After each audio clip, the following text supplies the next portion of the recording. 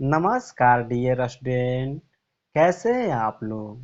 I hope कि आप लोग बहुत अच्छे होंगे। तो चलिए इस वीडियो में हम लोग पढ़ते हैं कक्षा 9 के प्रश्नावली 13.4 के प्रश्न नंबर 7। देखिए प्रश्न नंबर 7 क्या कह रहा है। चंद्रमा का व्यास पृथ्वी के व्यास का लगभग 1/4 है। इन दोनों के पृष्ठीय क्षेत्रफलों का अनुपात ज्ञात कीजिए। चलिए क्वेश्चन समझते हैं, ध्यान दीजिए। क्वेश्चन में कह रहा है कि जो चंद्रमा का व्यास है पृथ्वी के व्यास के चौथाई भाग है। समझ रहे हैं ना? तो यहाँ पर दोनों में से किसी का व्यास पता नहीं है, तो सबसे पहले यहाँ पर पृथ्वी का व्यास मान लेंगे। क्यों? क्योंकि पृथ्वी का व्यास आ जाएगा, चंद्रमा का व्यास आ जाएगा, और उसके बाद व्यास आ जाएगा कि दोनों का त्रिज्या निकालेंगे। और त्रिज्या की जरूरत क्यों पड़ेगा? क्योंकि कह रहा है कि दोनों के पृष्ठीय क्षेत्रफलों का अनुपात ज्ञात कीजिए। आप पृष्ठीय क्षेत्रफल लिखेंगे तो दोनों गोलाकार का होता है, यानी कि गोला का पृष्ठीय क्षेत्रफल लिखेंगे तो गोला का पृष्ठीय क्षेत्रफल होता है 4πr², यानी कि इसमें त्रिज्या का जरूरत पड़ता है, इसलिए त्रिज्या भी निकालेंगे। तो चलिए क्वेश्चन बनाते हैं। देखिए सबसे पहले मानेंगे, माना पृथ्वी का व्यास बराबर d, इसलिए पृथ्वी की त्रिज्या निकालेंगे। यहाँ से पृथ्वी की त्रिज्या, इसकी त्रिज्या को बड़ा आर मान लेंगे। ठीक, इसका त्रिज्या कितना हो जाएगा? d/2। हम लोग जानते हैं कि त्रिज्या जो होती है व्यास के आधी होती है। आधा का मतलब 2 से भागा दे दिए। समझ रहे हैं ना? अब लिखेंगे चंद्रमा का व्यास। चंद्रमा का व्यास, ध्यान दीजिए, तो चंद्रमा का व्यास कितना हो जाएगा? d/4, क्योंकि क्वेश्चन में कह रहा था कि जितना पृथ्वी का व्यास है इसका चौथाई भाग चंद्रमा का व्यास है, तो चंद्रमा के यहाँ से त्रिज्या निकाल लेंगे। चंद्रमा की त्रिज्या, इसकी त्रिज्या को स्मॉल r मान लेंगे। ठीक, इसकी त्रिज्या व्यास के आधी होती है। हम लोग जानते हैं कि त्रिज्या जो होती है व्यास के आधी होती है, तो इसका व्यास कितना है? d/4। इसमें कितना से भाग दे देंगे? 2 से भाग दे देंगे। समझ रहे हैं ना? तो d/4 हो जाएगा। अच्छा, 2 के बटा में कुछ नहीं है तो क्या है? 1। समझ रहे हैं ना?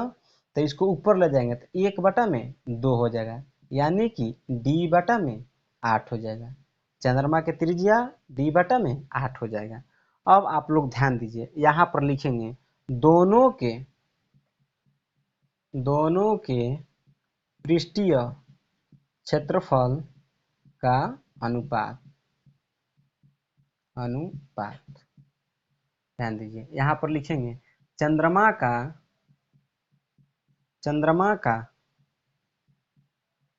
पृष्ठीय क्षेत्रफल बटा में पृथ्वी का पृष्ठीय क्षेत्रफल। अब आप लोग ध्यान दीजिएगा, यहाँ पर ध्यान दीजिएगा, यहाँ पर चंद्रमा का पृष्ठीय क्षेत्रफल क्यों लिखे और नीचे पृथ्वी का पृष्ठीय क्षेत्रफल क्यों लिखे? तो इस बात को ध्यान दीजिए। यहाँ पर बहुत सारा बच्चा गलती कर देता है, पृथ्वी का पृष्ठीय क्षेत्रफल ऊपर लिख देगा और चंद्रमा का नीचे लिख देगा। चंद्रमा का ऊपर इसलिए लिखे क्योंकि क्वेश्चन में पहले ही कह रहा था चंद्रमा और बाद में पृथ्वी कह रहा था, इसलिए चंद्रमा का पृष्ठीय क्षेत्रफल पहले और उसके बट्टा में पृथ्वी का पृष्ठीय क्षेत्रफल।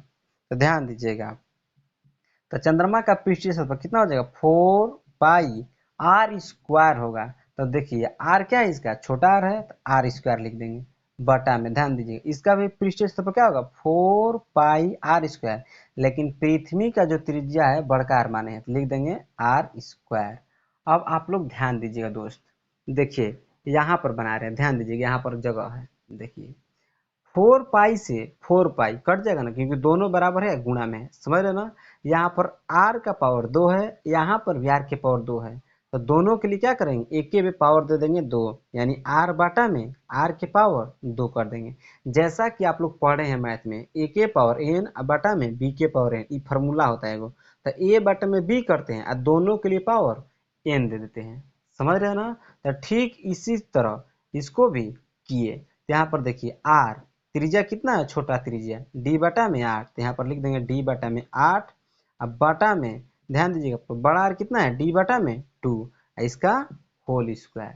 अब ध्यान दीजिएगा, डी बटा में 8, ये भागा में है ना, इसको गुणा में करेंगे तो 2 बटा में क्या हो जाएगा, डी हो जाएगा, इसका होल स्क्वायर है। डी से डी कट जाएगा, 2 एकम 2 और 2 चौका 8, यहाँ पर बच गया 1 बटा में 4 का होल स्क्वायर। 1 का स्क्वायर करेंगे 1 और 4 की स्क्वायर करेंगे 16, यानी कि इसका अनुपात कितना आ गया, 1:16। यही हमारा क्या हो जाएगा, फाइनल आंसर हो जाएगा।